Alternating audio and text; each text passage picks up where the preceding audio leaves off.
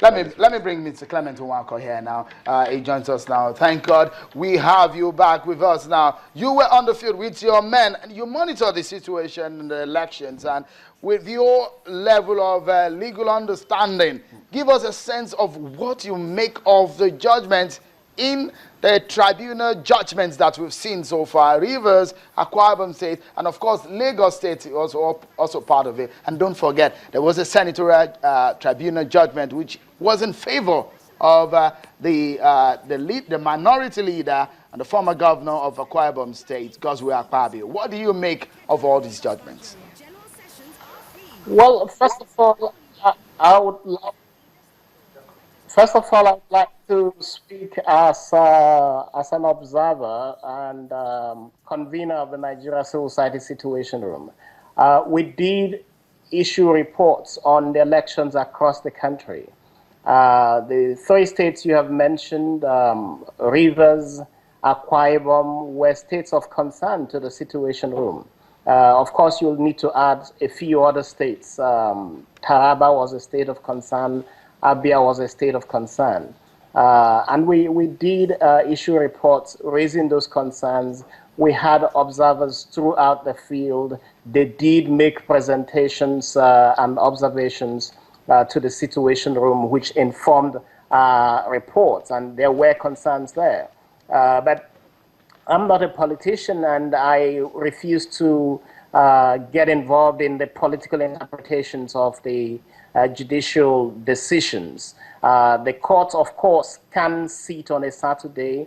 It wouldn't be the first time that this is happening. And if you look at the Electoral Act, there were concerns leading to amendments that were made to the electoral law that allowed for quick dispensation of justice regarding election petition issues. The initial concern to try to bring in and rein in the courts in terms of the number of days that they need to adjudicate on a matter was to prevent a situation where people win elections in court and where this is challenged in the court, and the court finds 2-3 years down the line that they didn't actually win those elections, then we would have the concern that they would have stayed on those seats without legitimacy. But I think that as a non-politician, looking at what has happened with the elections, looking at what is going on in the courts, our point of view at this time is to keep a watch on what is going on with the courts. There may be concerns, there may be observations that we are making. We think that looking ahead, what is key to us is to take all of these observations, take the lessons learned from this, and push forward where we see lapses and gaps to the National Assembly to try to close those gaps and those lapses in future and further amendments to the law in order to ensure that all of these complaints are taken into account. But again, I must say that I am not a politician, and it is not important for me at this stage to get involved in the political interpretations of judicial decisions. All right, tell me then, you monitor that process. But if you look at the judgment, part of what I read earlier on the show, the judgment pointed out that there were, the tribunal actually confirmed in their judgment that the election there in Rivers State, for example, was characterized by widespread irregularities, violence, and ballot snatching. Were these actually true of some of your observations on the field? Rivers was a major concern for us, and we did issue, if you check the Situation Room report, it was quite clear. If you check the report from other election observation groups, from the international observation groups as well, Rivers State was a major concern for election observers throughout. And I must say that this is not limited to Nigerian observers. This was also international observers making the point, yes, that there was violence, there were irregularities, and we think that at the end of the day, if we make these observations, it's really to help to improve the electoral process. It makes no sense that people would win, in quotes, elections and assume office against the will of the people. In any case, what the court has done here is make a decision that there should be a rerun. We're not in a position to make the point as to whether any person could have won or not won the election. What we want to see is properly conducted elections. And the reason for this is to ensure that whoever is in office is able to be in office because he is of popular support. He has won the legitimate vote, and he is there legitimately representing the interest of the people.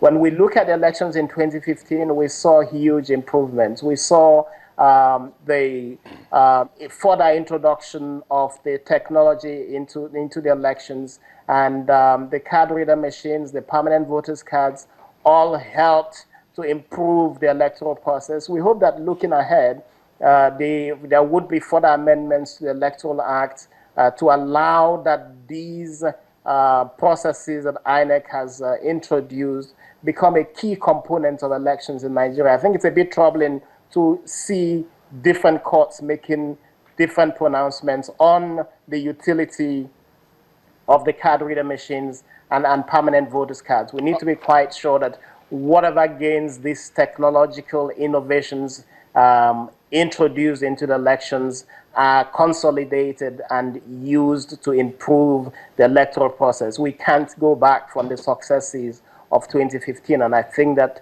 that should be for all of us Nigerians where to head. All right, Clement, would you also say, with some of the things that you have mentioned here, I'm still looking at the judgment of the tribunal, and would you say that electorates were disenfranchised in the process? Well, I think that in a couple of places, yes, even in some states where perhaps elections were confirmed or where there were no appeals, even in the presidential elections where there was no challenge to the presidential election, we did report irregularities. The question was whether those irregularities were so widespread as to affect the credibility and legitimacy of the elections. And we said no with the presidential elections, but clearly there were irregularities even with the presidential elections. We did receive reports of cases where the card readers were not used, and this was not in any particular state. This was across the states. We did receive a few reports of underage people voting in specific locations.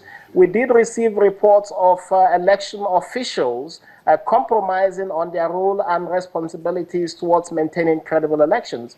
So usually for a country coming from the disaster that the elections in 2007 was, I think we did come a long way with the elections in 2015. And the anxiety for us in civil society, the anxiety for us who observe elections is to be sure that we keep improving, that we keep going forward. And that's why when these innovations were made with the 2015 elections, with the PVCs, with the card reader machines, and with increased collaboration among civil society observers and international observers that helped to police the elections, we did see a far more credible elections come on board. And I think we want to see this consolidated and move forward towards 2019. Well, would you say, just briefly now, because we need to go on break, would you say that the 2015 elections was the best that we've had since 1999? I think that looking back at those elections, 2015 elections would receive a very, very good score, put against the background of elections, particularly in 2007 and certainly 2011 as well. All right. All right, we've been talking about the process. Well, Dr. Isiola and Clement Nwanko, they've been talking to me. But yeah, let me remind you and refresh your memories about some of the things that we did here on Channels Television in the process of the election. I got to speak with the two top contenders in Rivers State, and these men were very vehement about their feelings about the polls. Well, just want to give you an understanding. Let me show you some of the things they said, and we'll come back to talk about.